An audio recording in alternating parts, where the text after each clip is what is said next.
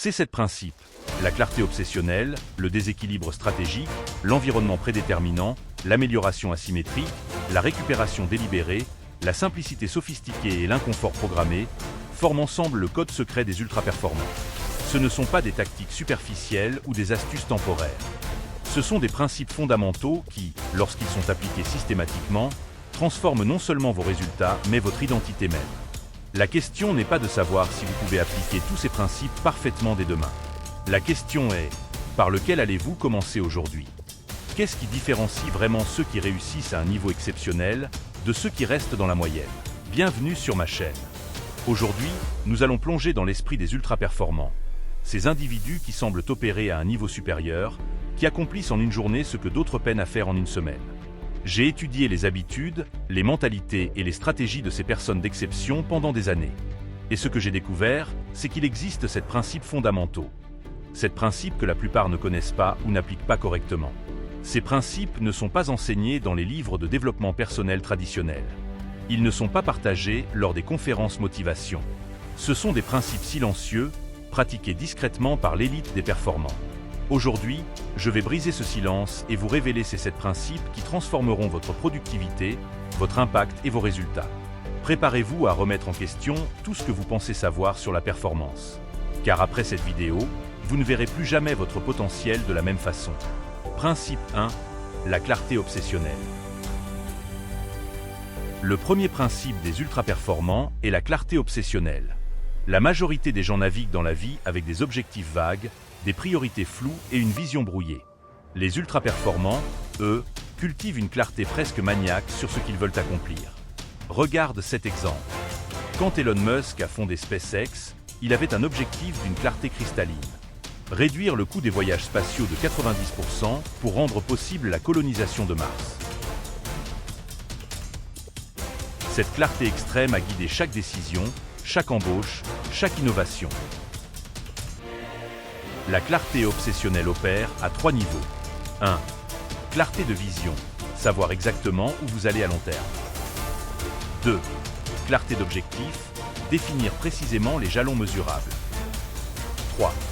Clarté quotidienne, identifier les 1 à 3 actions qui feront vraiment avancer les choses chaque jour. Pour développer cette clarté, prenez 30 minutes chaque dimanche pour définir vos priorités hebdomadaires. Consacrez 10 minutes chaque soir à planifier vos 3 actions prioritaires du lendemain. Créez un manifeste de mission personnel que vous revisitez mensuellement. Éliminez impitoyablement tout ce qui ne contribue pas à votre mission principale. Voici l'erreur à éviter. Ne confondez pas activité et direction. Beaucoup de gens sont occupés sans être clairs sur leur destination. La clarté sans action est inutile, mais l'action sans clarté est dangereuse. La clarté est multiplicatrice.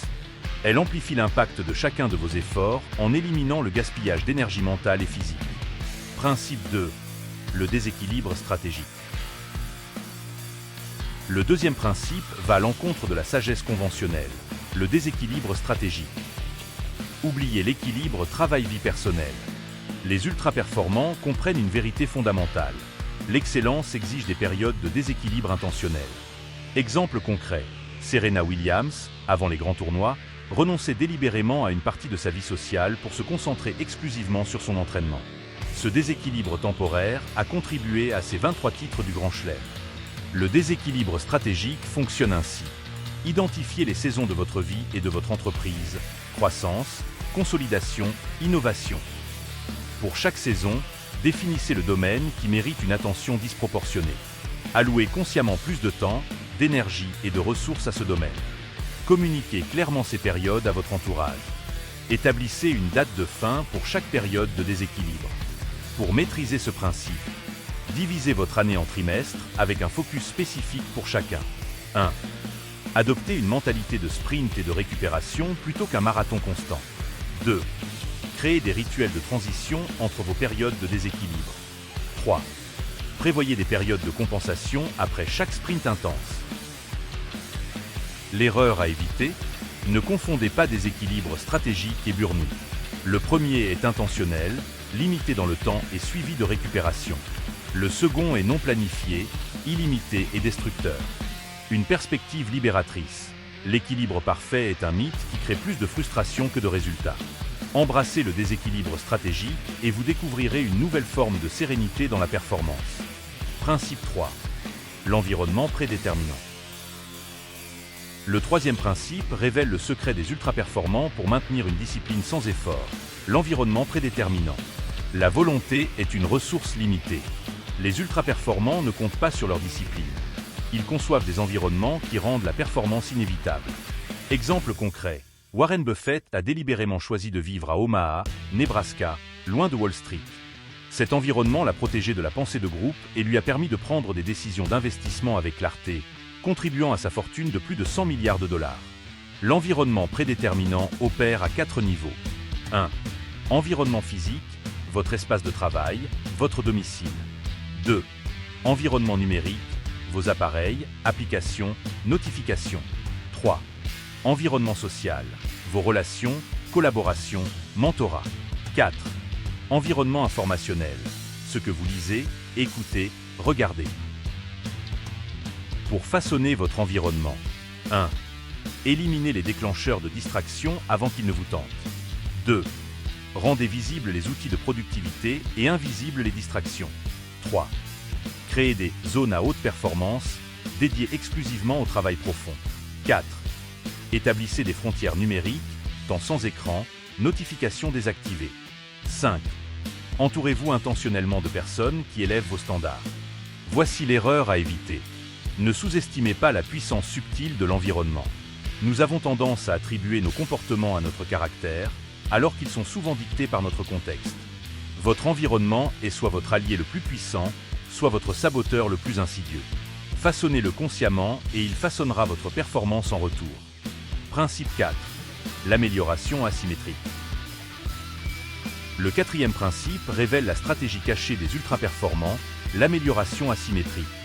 Tandis que la majorité cherche à progresser de façon linéaire et équilibrée, les ultra-performants ciblent des domaines spécifiques où une petite amélioration peut produire des résultats disproportionnés. Regardez cet exemple. Le nageur olympique Michael Phelps a passé des heures à perfectionner son virage. Un élément qui ne représente que quelques secondes dans une course, mais qui lui a donné un avantage décisif, contribuant à ses 23 médailles d'or olympiques. L'amélioration asymétrique fonctionne ainsi. 1. Identifiez les points de levier dans votre domaine. Ces compétences ou activités qui ont un impact disproportionné. 2. Consacrez un temps et des ressources disproportionnées à ces domaines. 3. Mesurez rigoureusement vos progrès dans ces domaines spécifiques. 4. Acceptez la médiocrité stratégique dans les domaines à faible impact. Pour appliquer ce principe. 5. Faites une analyse 80/20 de vos activités. Quels 20% produisent 80% des résultats. 6. Identifiez vos super-pouvoirs uniques et investissez massivement dans leur développement. 7. Créez des boucles de rétroaction rapides pour accélérer l'apprentissage dans vos domaines clés. 8. Éliminez ou déléguez tout ce qui n'exploite pas vos forces uniques. L'erreur à éviter. Ne confondez pas amélioration asymétrique et spécialisation excessive. Il s'agit d'identifier les domaines à haut impact, pas de vous limiter à un seul domaine. L'excellence ne vient pas d'être bon dans tout, mais d'être exceptionnel dans quelques domaines stratégiques. C'est le pouvoir de l'asymétrie. Principe 5. La récupération délibérée. Le cinquième principe est peut-être le plus contre-intuitif pour les obsédés de la productivité, la récupération délibérée. Contrairement à la croyance populaire, les ultra-performants ne travaillent pas constamment. Ils ont compris une vérité fondamentale. La performance de pointe exige une récupération de qualité équivalente. Exemple concret, LeBron James, l'un des meilleurs basketteurs de tous les temps, investit environ 1,5 million de dollars par an dans sa récupération. Sommeil optimisé, cryothérapie, massage, nutrition personnalisée. Ce n'est pas un luxe, mais un investissement stratégique qui a prolongé sa carrière au plus haut niveau. La récupération délibérée comprend 4 dimensions. 1. Récupération physique, sommeil, nutrition, mouvement. 2. Récupération mentale, méditation, déconnexion numérique. 3. Récupération émotionnelle, relations nourrissantes, activités régénératrices. 4. Récupération spirituelle, connexion à quelque chose de plus grand que soi. Pour maîtriser ce principe. 1. Traitez votre sommeil comme un rendez-vous non négociable, 7 à 9 heures. 2. Planifiez vos périodes de récupération avec la même rigueur que vos périodes de travail. 3. Créez des rituels de transition entre l'effort intense et la récupération. 4. Mesurez votre récupération, variabilité de la fréquence cardiaque, qualité du sommeil. 5. Éliminez la culpabilité associée aux périodes de repos. Et aussi, voici l'erreur à éviter. Ne confondez pas récupération et procrastination. La récupération délibérée est intentionnelle, mesurée et orientée vers la performance future. Les adaptations positives, croissance musculaire, consolidation de la mémoire, intégration des apprentissages, se produisent pendant la récupération, pas pendant l'effort. Sans récupération de qualité, l'effort devient contre-productif. Principe 6. La simplicité sophistiquée. Le 6e principe est le secret caché derrière l'efficacité des ultra-performants, la simplicité sophistiquée. Dans un monde qui valorise la complexité et la sophistication, les véritables maîtres de la performance ont compris que la simplicité est l'ultime sophistication. Exemple concret, Steve Jobs, malgré sa fortune considérable, portait le même uniforme quotidien, col roulé noir, jean, pour éliminer une décision inutile et préserver son énergie mentale pour des choix plus importants. Cette simplicité apparente cachait une réflexion sophistiquée sur l'allocation de l'attention.